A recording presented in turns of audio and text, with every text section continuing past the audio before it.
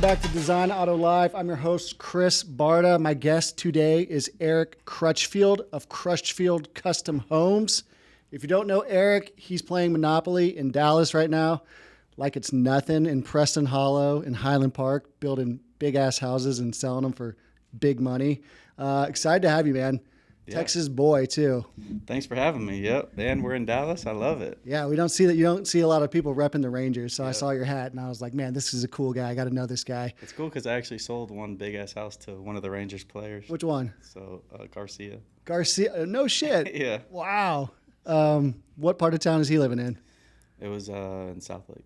No shit. So I found Erik in my social media feed. I see your cars. They're all a blue Cepheus color.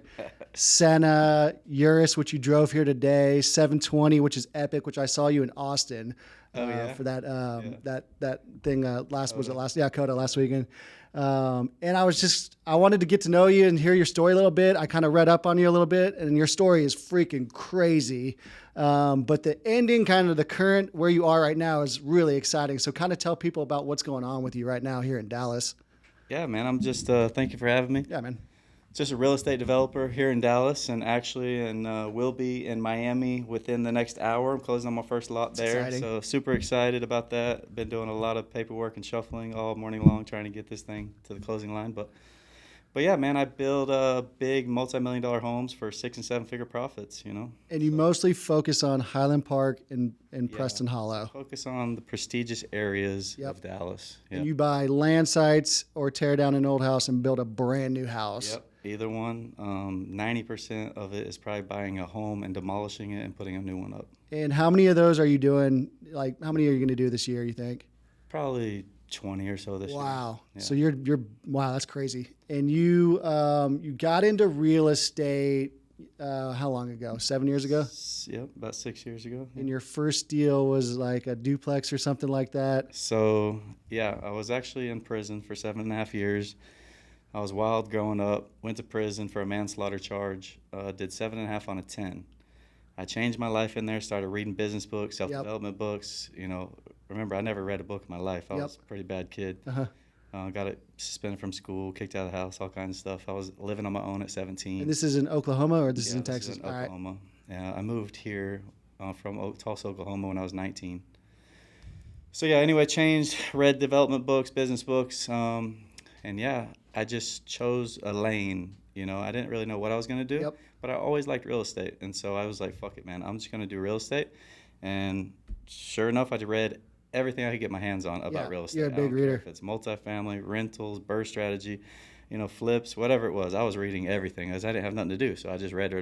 This is all in prison? All in prison. Where were you in prison? I was in the state of Texas in like 6 different units, but I did a lot of time in Mineral Wells, which is outside of Dallas, and then did about 4.5 years outside of Houston in Brazoria County, and then short stints. So you went in when you were 19? No, I went in at 27 and got out at 35. 27. So you had you went in for something and you had a probation mishap, and then they sent you for 10 years for something else? Yeah, I was on probation for selling drugs. What kind of drugs were you selling? Steroids. Nice, man. I would have guessed something else. So it's pretty crazy. I noticed you're pretty fit. All right. Yeah. I was living on my own at 17, got hanging out with the wrong people. You know, your circle is very important. Yep. And started selling drugs somehow. We were always working out. I was a wrestler all through high school, so working out always. Then I got introduced to steroids, started taking those at probably like 18. And so yeah, I was like a walking billboard, right? Yep. So you were just feeding guys like at the gym or in high school and college and stuff, and everyone was just trying to get bigger? I've always been a pretty personable guy. I always meet people really easily. And so I'm a walking billboard. They're like, damn, man, you look great, right? And so then, you know, the demand started coming, and so I started figuring out where to find it, and then they couldn't get me enough. So then I started flying to San Antonio, and I would rent a car. I would drive down to Laredo, Mexico, and go over to Mexico. Yep. I would get everything at the pharmacy there, and then I would pay a mule, which is like a person, to strap it on his body. And we would go in the bathroom, strap it on his body, and then he would walk across the first checkpoint. There was 2 checkpoints. Once we got across the first checkpoint, we would meet at like this restaurant bathroom, and I would undo it all, put it in my backpack, and walk to my car. I put it in my car. I would drive to the second checkpoint, but right before it, I would stop, and I would hide it all in the top of the rental car, and then I'd put like the liner back on. Yep. And then I would drive across the second checkpoint because it's like steroids, you know. You can't. The dogs don't smell that type of stuff. It's not like it's weed or cocaine or anything like that. Yeah. So they're not looking. And then I would drive like 16 hours back to Tulsa, Oklahoma. Wow. I would have all these steroids. How nerve-wracking was that drive? Yeah, and I was like 18 years old. Wow. What kind of money can you make doing that? Man, I mean, back then, yeah, it was great money. It was probably like 30 to 50,000. That's great money. Yeah, a month. You and know. How'd you get in trouble for that? Someone reported you, or they? So then I built a really good relationship with the pharmacy. So then I stopped having to do that, and they would just mail it to me. Like FedEx it? Right. Yeah. So then, you know, I was smart enough to not put it in my name. Yeah. So I would always mail it to like girls or friends or, you know, some of my big distributors, you know, that would need a lot of it. I'd be like, all right, well, I'm just going to mail you the whole package, and then I'll come pick up the rest of it. So I did that. Well, he got busted. One of the distributors got busted, and he tried to roll onto me. So I went to meet him, and he like kept changing the pickup location, and I was like, something's funny. Yeah. And this other guy was like, you know, wanted a lot of it, and I was like, all right, well, just drive me over there and we'll go pick it up. So I'm sitting in the passenger seat. This guy jumps out and meets the other guy. I'm not doing nothing. I'm just sitting in the passenger seat. He gets it in this car, and we start driving away, and we got swarmed by all these cops. Guns drawn, got arrested. Everybody's saying, no, it's him, all pointing at me. But they didn't have no evidence of that, you know. It was on like a burner phone. Yep. I didn't get out. I didn't drive. I didn't do nothing, you know. So all that shit got dropped. That was the first time I ever got in trouble. Wow. So then at that point, I kind of had a lot of heat on me in Oklahoma. So that's when I moved up to Texas. So I moved to Dallas, but I was still moving a lot of fucking drugs. Yep. So I did that, and then Dallas started booming too. So then I started giving it out to Dallas. Yeah. Now I had two markets. Good market. Yeah. So yeah, I just kept expanding, and then the cops got on my tail, and they caught me, and I had some in my car. I think I got caught with like 30,000 in my car, plus like you know, like 10 bottles. Nothing crazy. Yeah. So I got put on probation at that time, and I had so much heat here, I moved to Los Angeles, California, just to get away from everything. Yep. So then I moved to Cali, and I fought this little case for like 3 or 4 years. And like, you know, I was still doing a little bit of things, you know, here and there, but I was living in Cali at this point. So it was a little bit harder to catch. So yeah, I fought it for 4 years, finally got put on probation, ended up having a kid and like all kinds of shit. So I was coming back a lot, and then I ended up moving back from LA. And then to Dallas? Yeah, a year into my probation, I caught a fucking manslaughter charge. Wow. And they revoked me on my drug charge and sentenced me to 10 years in prison. Wow. And then I signed for 3 years for manslaughter. Dang. And that was in Dallas? That was in Dallas, yeah. And they were like, you're going to jail for 10 years? And then, yeah. Wow. And then you're in jail, and that's probably a point where like a lot of people would give up. You know what I mean? Because that's a crazy story. It's a pretty crazy story. But you're like, but you just kept going, and you're like, I'm going to turn it around. You know, I'm not going to, no more drugs, no more alcohol, no more steroids. We still lifting in jail? Yeah, I always lift. Yeah. And then you start reading books. And I heard Tony Robbins was I was pretty crazy still, though, you know. And I'm around a lot of convicted felons, and we all have criminal mindsets and criminal behavior. So we're all thinking like, and I've always been kind of the business guy, so I'm always like, all right, how can we make money off all this shit, you know? Yep. So I created a full-fledged business plan. I was probably locked up for like a year and a half, 2 years, of like, cause like it's super segregated in there, right? Yep. So you're only rolling around I'm only rolling around with white guys. Yep. And so basically all the white guys' crimes are like stealing and theft and like, you know, some drugs and some bullshit, yep. right? So anyway, the guys I was rolling with were like motorcycle thieves. Okay. And so I created this huge business plan of how we could make all this millions of dollars stealing all these motorcycles and swapping the frames and ordering all the frames, and I would have warehouses in San Antonio, Austin, and Dallas, and like I had it all mapped out, right? So when you get out of jail, you're gonna be. This is what you're gonna do. This is my business plan. No more drugs. Yeah, now I'm a motorcycle thief. So yeah, that was crazy. But anyway, up about to 2.5 years, I was locked up. That's when I had, you know, the epiphany and like the mental shift. I was like, man, I cannot do this shit no more. Like I just can't do it. How old are you now?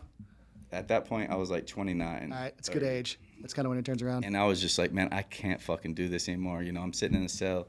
We get put on lockdown. It's like you're eating fucking sandwiches, peanut butter and jellies. Like, you don't even have enough food really to survive. It was bad. And I was like, man, I can't do this. I don't want to talk to these people, you know. And I just had that. So anyway, I read this book by Tony Robbins, and that is the book that really changed my life and just changed everything. And I was like, damn, people are to live a whole different life than the way I think. The way like this is all new to me, you know. And so I just became consumed with self-development. And I was just like, so then I read all his books. I was getting them sent in, and self-development. I was fucking a maniac when it came to like reading and bettering myself, and just ingraining my brain with this, you know, different thought pattern. And yeah, man, I was just like, okay, I don't want to do shit illegal. I'm not sitting in here again, and not coming back. And that's what I did, man. I chose real estate, and that's all I did was read personal development books, business books, and real estate books from about 5 years from that point. So you're like, as soon as I get out of here, I'm going straight into real estate. No, I'm not stopping. I'm not doing anything. And you come out, and this is we're back in Dallas, right? Yeah, this is like early 2019-ish. 2019, which was not that long ago, a couple years ago. 6 years. And you're like, I'm going straight to real estate. I couldn't quite go straight to it because stipulation of my parole. Yeah. Can you get a broker's license with that, or?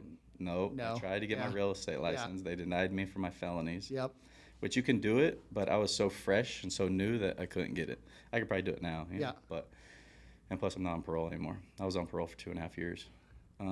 So yeah, I couldn't really do nothing. So I had to get a job. So I got one of my friends. He got me a job doing logistics. So I was doing like trucking stuff, you know, talking to shippers, talking to drivers, and just doing coordination of logistics.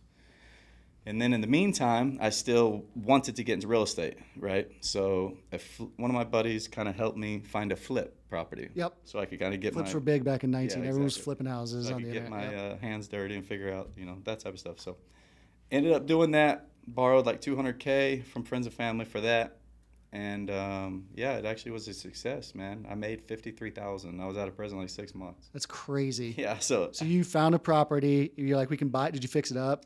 Yeah, I did a lot of renovation to it. Renovated it, flipped it, made 50 grand, paid back the 200 grand you borrowed, and then you were off to the races. Yep. So then I was like, you know, I'm the type, you know, if I see profits like that, I'm like, well, fuck, I'm good margin right there. Triple down, triple down. Like, yep. I'm just, how do I? And you gotta take that profit and roll it into something else. Otherwise, you gotta pay taxes on it and all that. Exactly. So you're like, so I didn't care at taxes about that time. Yeah. I'm fresh out of prison. Like I'm just happy. Pay those later. Yeah, we'll worry about that later. So, all right, cool. So you do a flip, you make 50 grand. When were you, so you're in prison, were you thinking like, I'm going to have mansions, I'm going to have a Senna, I'm going to have cars, this is my goal, I'm going to stay fit? Or is it more like, let's just see what happens when I get out?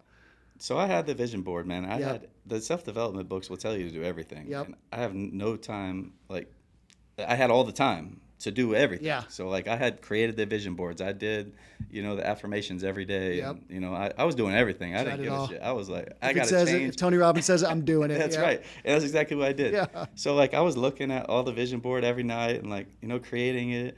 It was fun to me because I'm in there with just a bunch of dumbasses and like, I'm just sticking to myself. And they're like, what is he doing over there? You know, I'm like cutting out Ferraris and Lamborghinis and huge yachts. And love it, dude. I would stay up all night because I was like the best because it was so quiet. Yeah. And I would just stay up all night and I'd have all the like Forbes magazines out of, you know, I would just be like studying everything. And then they would always do a Donald Trump like asset thing every year. And how his assets changed. They go up to this. And I would just be like studying everything. And like I read. Were you the only one in there doing that? Basically. And I can't imagine anyone else is doing that. No. So you flip it, you make 50 grand, you're like, all right, what's next? When were you like, I should be building these from the ground up? How did you even get into that? Okay, so we made the 50,000 sold, you know, and then I'm like, shit, I need to find another one, right? I need another 50,000. Yeah. Because that was like what I was making for the logistics job. Yeah. For the whole year. I just made this in like a few months. So I found another one. And you're just out driving around?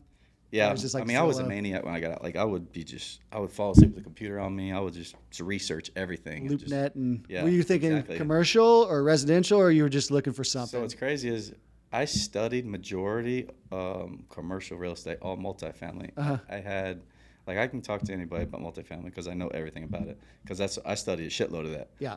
And it's funny that I still am not in it. Not tried it. Now I got stuck in the residential luxury game, but I enjoy it, you know. Yeah. And I'll still get into it later, but I planned on doing like a lot of repositioning, value add type stuff with the multifamily. But it's also been getting hit a lot lately, so it's tough. It's a tough market. Yeah, and I found a niche that I really enjoy, and it's challenging, and I continue to grow in it, and it's fun. You know, I'm not at the top where I want to be yet. Some people might see me at the top, but I see like myself building, you know, a lot big homes, you know, in Florida, here, everywhere. Yeah, Florida's gonna be crazy. Like, you know, the best luxury home developer. When we started selling cars, we didn't know if we were gonna be selling BMWs. Was it trucks? Is it Jeeps? Yeah. And the only thing we could make money on was the exotic stuff. It's you talk to the less amount of people for the most amount of margin. You can also lose the most money on the expensive stuff too, which I'm sure you've probably had some of those. I haven't made any losses. Haven't had one loss. Luxury development. Wow.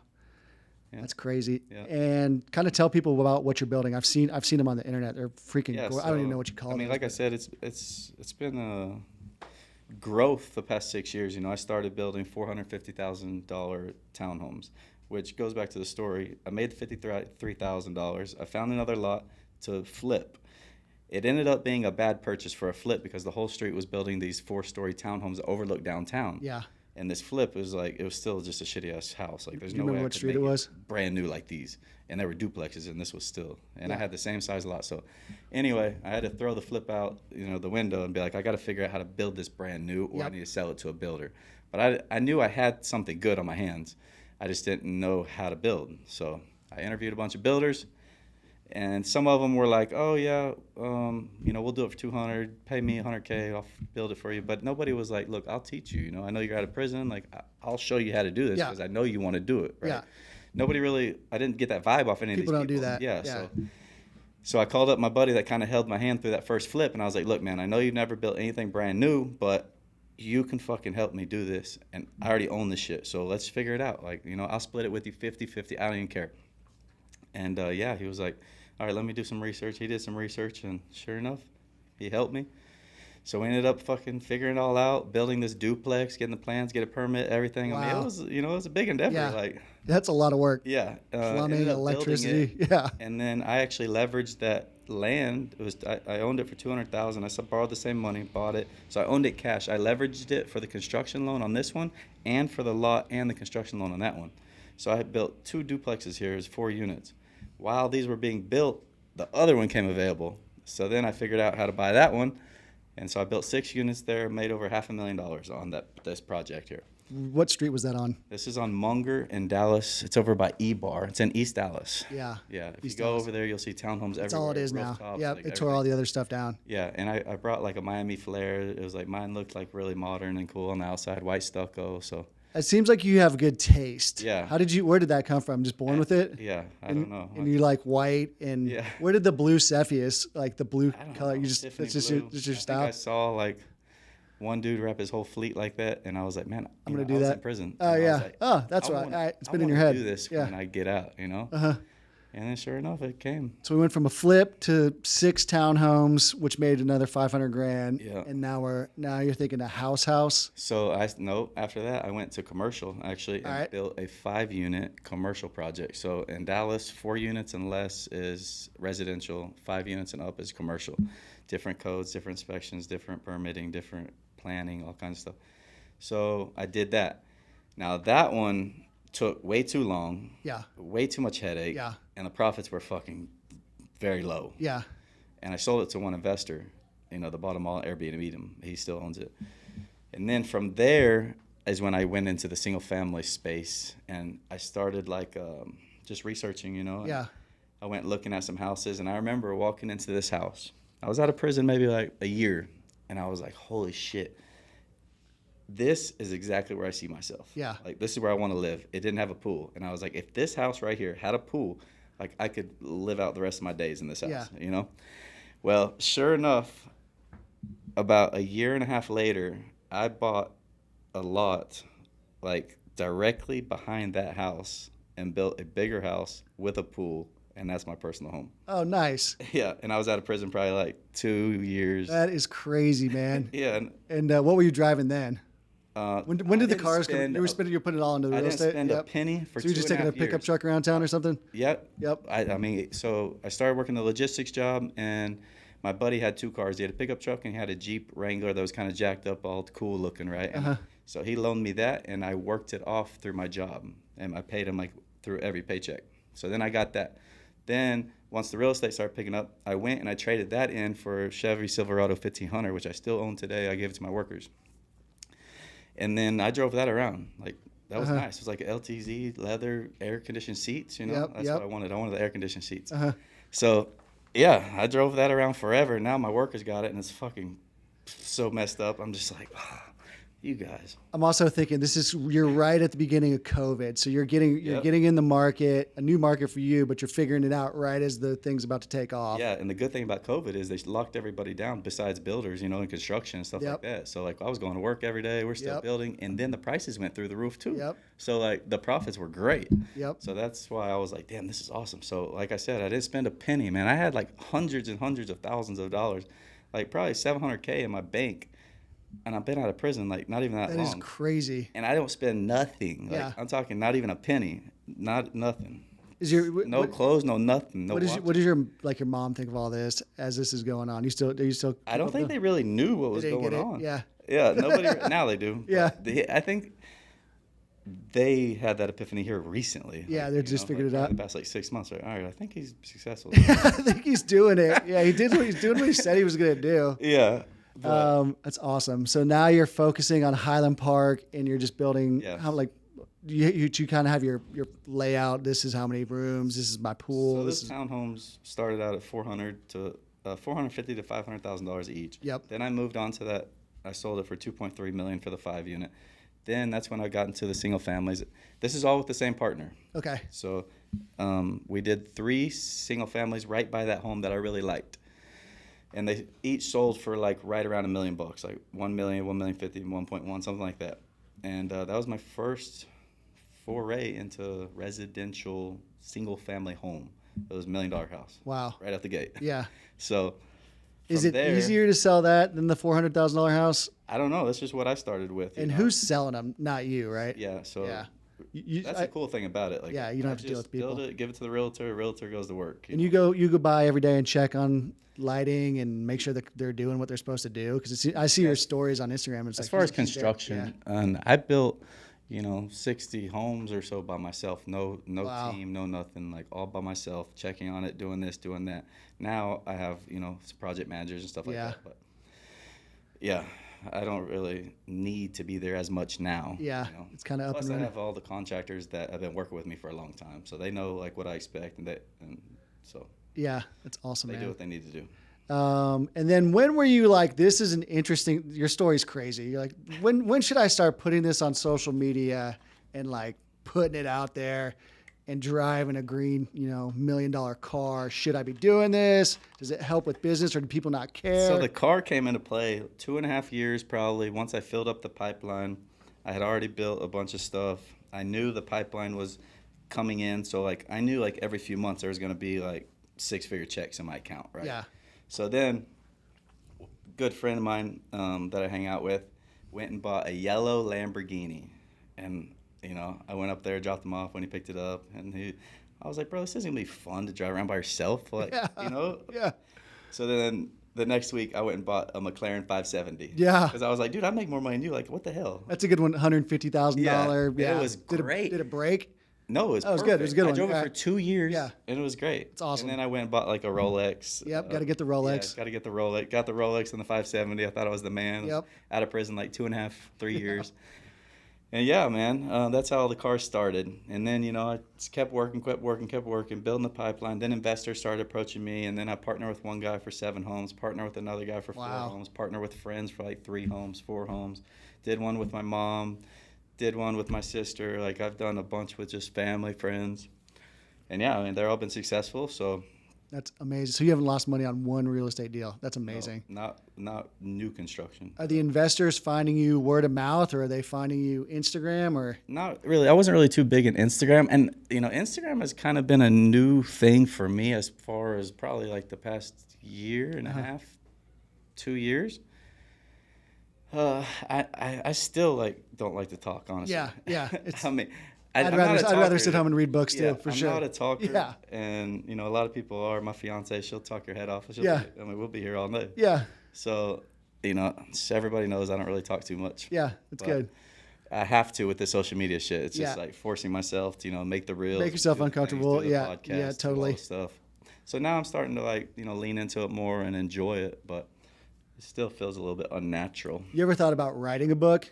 Yeah, people are hitting me up asking me to write a book. So yeah. It's just. And then now, so what are you working on now? Just some houses in Highland Park. Like I said, we're about to close in an hour. Oh yeah, so now we're going to Miami. Now we're going to Miami. So the goal is to get $100 million under development here, $100 million under development in Miami. Wow. So 20-30% profits on that. Are you pretty familiar with that market, or is it pretty? Yeah. So I actually teach students now. So I have students out there, and I've been underwriting lots of land for them already, and a few of them are already closed on their properties. So they know that I'm coming out there as well to start building. Plus, you know, I got to build the contractor base and architectural team and everybody out there. So yeah, I'm excited to close on this and really get that situated and locked down. Yeah. And so you have a program if they want to learn about real estate, and is that just kind of your way of giving back? You know, you're like, I've gone through so much grunt work, I might as well share the information.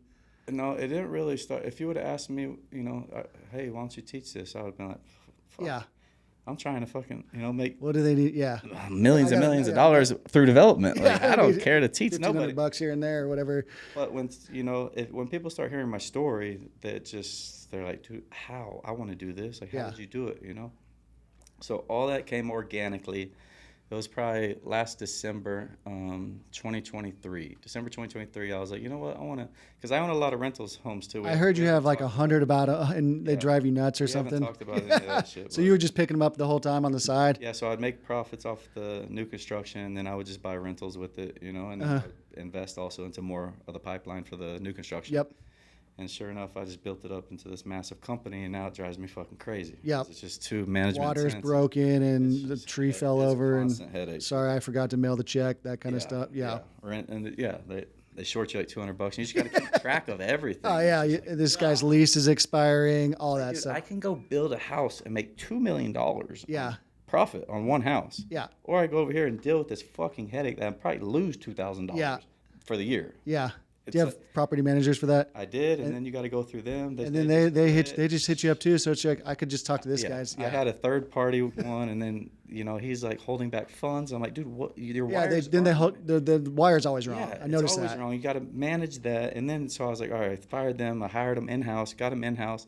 She was doing great, and then it's like, hey, we're texting you all morning. You're not texting back. Like somebody didn't have electricity or something, and she texts back at like 3 p.m. She's like, oh, sorry, I was, you know, doing something. And then I'm like, okay, like, do I pay you for today? Do I not pay you for today? Do I pay you half a day since you text me at 3? Like, I don't know how this works. Yeah. And then she got pissed off and said some slick shit to me. I'm just like, oh, you can't say that to your boss. Yeah.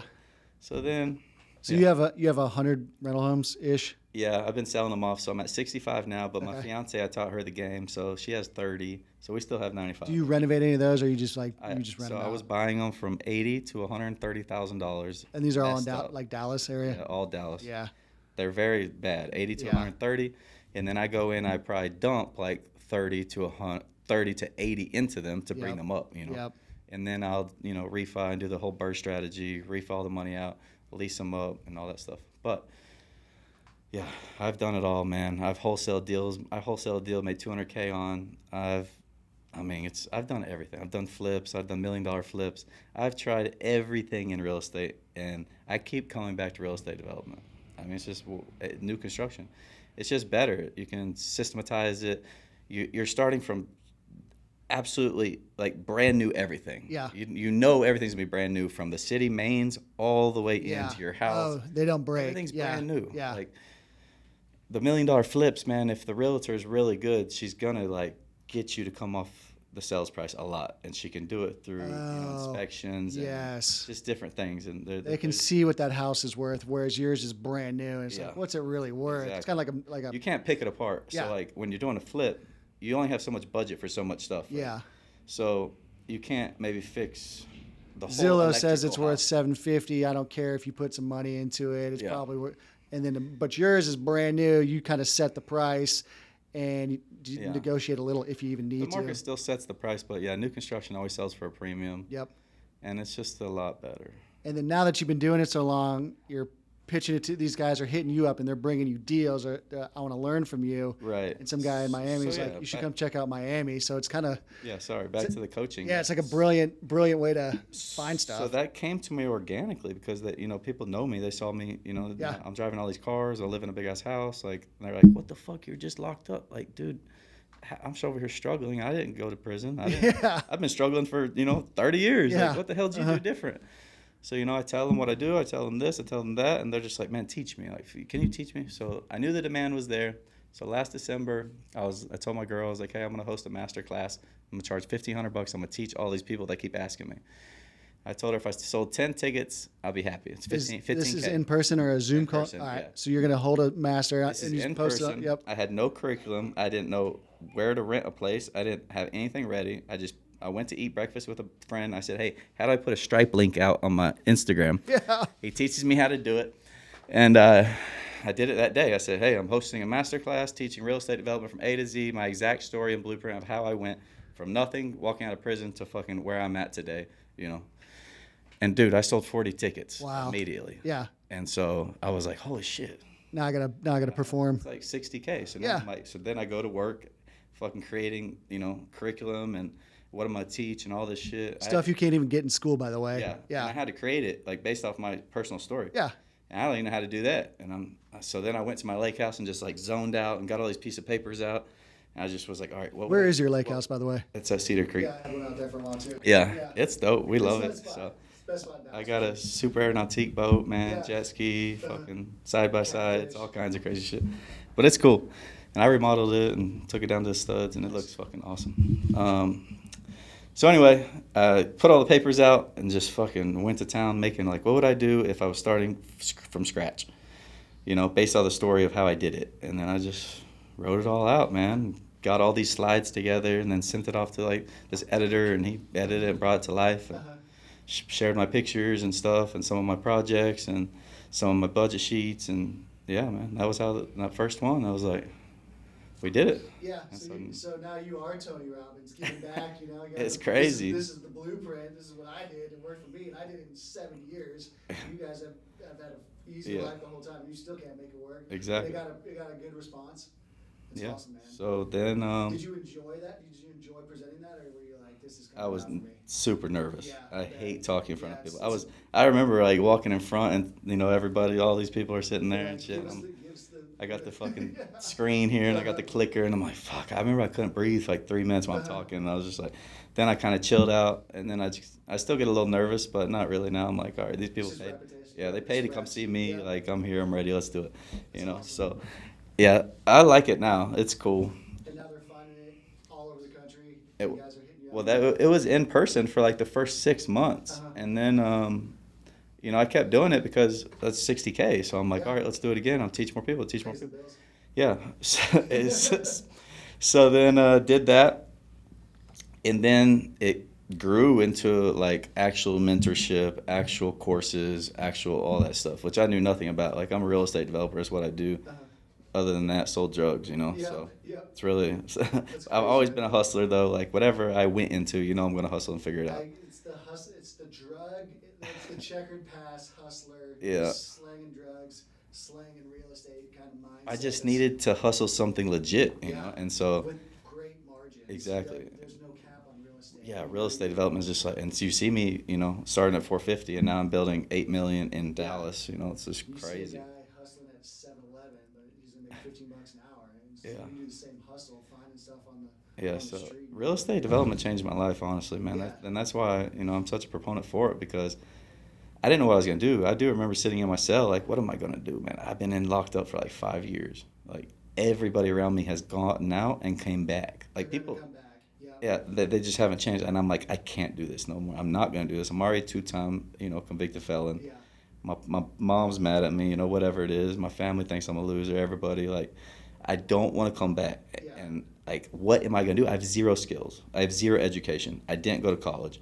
I sold drugs my whole life. Like, I fucked up basically from high school to getting locked up. I didn't learn a single thing. Yeah. You know what I mean? Yeah. And I'm sitting on my cell, and I'm just like, what the fuck? And yeah, I just kept devouring these business books and real estate books. But you still don't know, like, if times get tough, like, but I closed off the criminal pattern in my head. I'm gonna say, I don't give a fuck. I'll live on my mom's couch or guest beds or whatever it is. I'm not going back to selling drugs. I'm not going back to doing anything illegal. I don't want to come back here.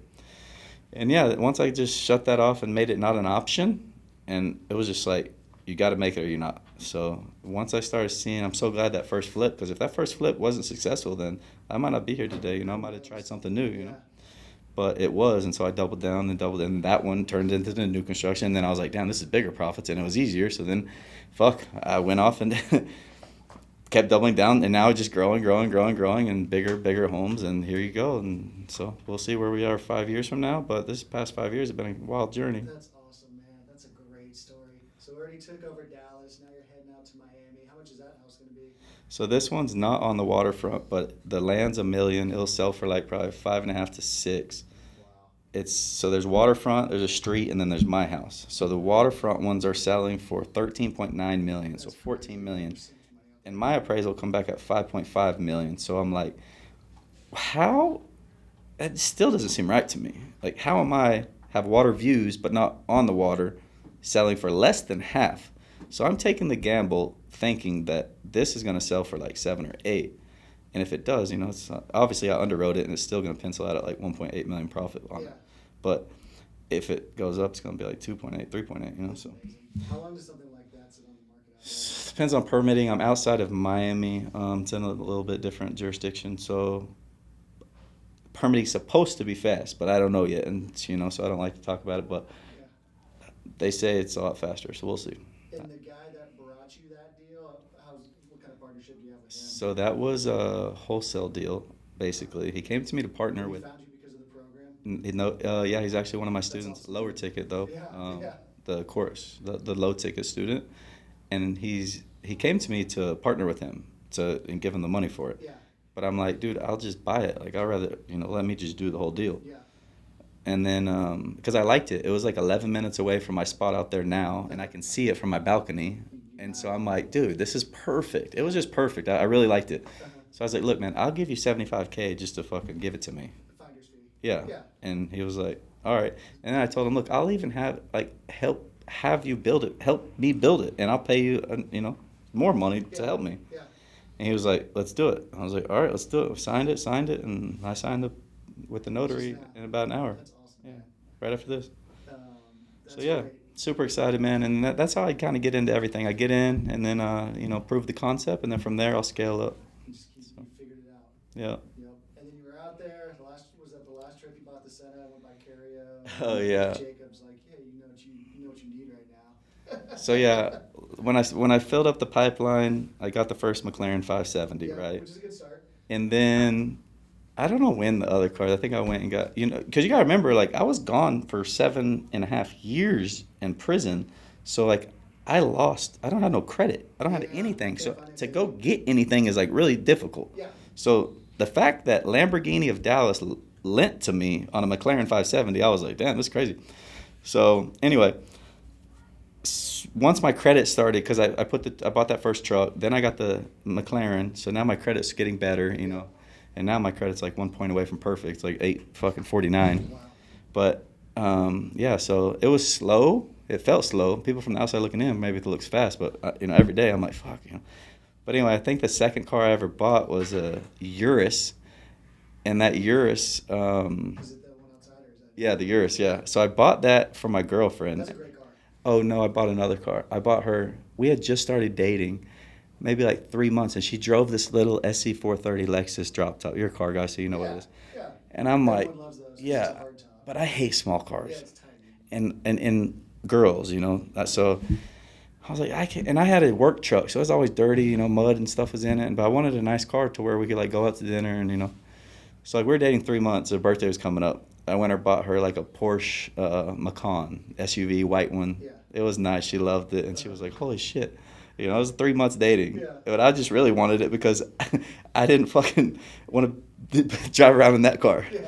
So, yeah, I got her that, and she was super stoked. I'm still with her. She's my fiance now. She's awesome. And then 2 years later, for her birthday, I got her a Urus. And then that's when the cars started coming. I'm like, all right, I can get approved for anything. I buy whatever. Now that, you know, the money's been coming in, pipeline's in, just do whatever now. Cruise control now. So then it kind of grew to the McLaren 720, the G63, the Cybertruck, F250 Platinum, the 720, and then the Senna came around, man. That's awesome, man. McLaren Senna, that was like, I didn't have that on the goal list, but that was an impulse buy? Yeah, that was it. I went in to test drive the Lamborghini SVJ, and the guy, you know, at Cario, he was like, you know, I was looking at that thing, and I was like, that's a badass car, you know, the Senna. It is a badass And he was like, dude, you want to drive You it? fit okay in the seats? Yeah, they're fucking. But it's cool, though. So he was like, you want to drive it? I'm like, yeah, I want to drive it. So drove it around, and I wasn't really too impressed with it, honestly. I was like, It's a little bumpy. yeah, I was like, I mean, it's not even that faster than the 720 that I own. It's not even, but it looks so cool, though. It does look cool, yeah. So just later on, like that week or something, he texts me. He's like, bro, do you want this Senna or what? I can make it happen. And I was like, all right, we'll sit. Yeah, I was like, send me what you think you can make it happen with, and I'll go from there. He sent it to me, and I was like, all right, well, wrap it Tiffany blue, and we got a deal. I think he's really good at recycling. He churns him over there. He gets you in, and then he gets you Yeah, out. exactly. I've heard he sells the It was same guy great, though. over and Like, over. I've bought a lot of cars, and that process was just so seamless and cool. And, like, he's like, bro, and I felt like he really, like, cared. He's like, dude, I got you. You know, if you don't want it, you don't like it in 6 months, I'll buy the car back from you. I want it in my showroom. Yeah. I was like, all right, let's do it. Yeah. And then also, like, the social media stuff's getting big now. And He needs a license plate in the picture. Do you ever do any of that for, like, dealers? Take pictures of the license plate frame so they can kind of see where you bought it, or no? I haven't, no. But they haven't asked me. Yeah. But anyway, I have a lot of cool license plates, though. Do you? Yeah. What's a good one? I got the one on the Senna says 1%. Yeah, and I have it on 720, 1%. And then we have Landlord. Yeah. And we have CC Sells Texas for her Lamborghini. Do any of the people buying these houses care, or do they not even know that the guy's driving a Senna and he's got tattoos? I mean, or do they not even care? They just so want the house. It hasn't been an issue. no, it hasn't been an issue. I've had one lawsuit. I mean, I don't think it had anything to do with that. He thought he could boss me around, and I was just like, bro, I got my own money also, you know. Yeah. Like, I don't work for you. Yeah. And so we kind of just clashed a little bit, but it's all settled and good, so we're good on that. That's awesome, man. But yeah, nothing major, man. Been a blessed ride, man. Yeah. I'm enjoying it. Texas boy. Yeah, and I'm ready to see what the next 5 years has to offer, because I'm not slowing down, that's for sure. I'm only speeding up, and Yeah. things are getting really big right now. So yeah, I think the next big goal for me is going to be raising my own fund. So I want to raise like $100 million fund to kind of fund my own projects, and also a hard money fund to loan to like my students and other builders and stuff like that. So That's cool. I have a lot of leads coming in, and Yeah. you know, and it'll help the program as well. So Yeah. it'll help everything. It'll help my development company. It'll help my Yeah. program. It'll help my students. It'll help everything. So What do you use now? Banks? I use traditional and also hard money. Hard money is just a lot easier, and it might be like 2 or 3 points higher, Yeah. but it's like a phone call. Yeah. You know, And it's you're just out of it so yeah, fast it's by the time so you get easy. it. Like Yeah. the banks are like, you got to give them everything, It's and too it much. takes a lot. You're gonna And I'm lose- just you're like, dude, wasting time. It's yeah, gonna sell I don't have before time you to deal close with on it. exactly. Yeah. And then it's not aggressive enough to, if it is a really good piece of land like what I buy in, you know, Highland Park and those areas, like you got to be aggressive with your offers. Like, hey, I'm closing in 7 days. Yeah, I don't need options. I don't need anything. Let's fucking lock it down, and Yeah. I'll buy it next That's week. crazy you're finding land out there. 'Cause Yeah, I bought 2 side by side in that's Highland nuts. Park. And how long were those on the market, or were they not? They were asking 2.5 for them, Uh-huh. and I got them down to 2.1. 2-1. Yeah. Was it sitting on the market for a while? Or Yeah, 2.5. I mean, it wasn't that long, but I don't know, maybe like 30 days or so. And all that guy needs to know is how to build himself, and he could just crush it, but he just doesn't. Yeah, exactly. crazy. He could pay me a small fee, and I could People teach don't him. think of building it because Yeah. they don't know. All he's got to do is pay me a small fee, and he could build it himself and make an extra $2 million on top. Are you still using the same builder? Do you use the same like building construction company every time? Or I am the builder. Yeah. It's me. Yeah, it's you, right? Yeah, I'm the general contractor. I pull the You permits, have the guys And then I have all the subs. Yeah. That's crazy. You have your electrician and your plumber. Everybody. Dude, you are sitting on a gold mine. Yeah, it's awesome. It's just crazy that you went from a vision board in a jail cell, and now you've blown past all that, and you're even doing stuff that puts you out of your comfort zone like this, and giving back with the program and stuff. If people want to hit you up for the fun or the program, what's the best way to get a hold of you? Instagram? Yeah, so you can check me out on Instagram at ErikEpic23. Also, YouTube is ErikEpic23. I put out a lot of free content out on that, development, day in the lives. A lot of that stuff's on there. So putting 2 videos out a week. Cool. And so, yeah, man, check me out, ErikEpic23. And you respond to DMs? Yep, respond to all the DMs. Yeah. Cool, man.